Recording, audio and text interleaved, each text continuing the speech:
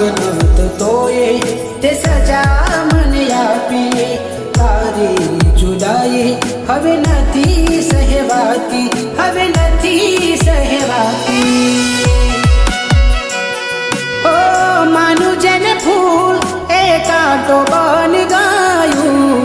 ડર લાગે છે દિલ કોઈને ના દેવું.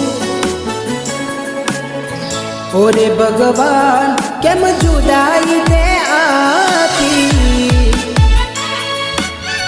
હો ઓરે મારા રો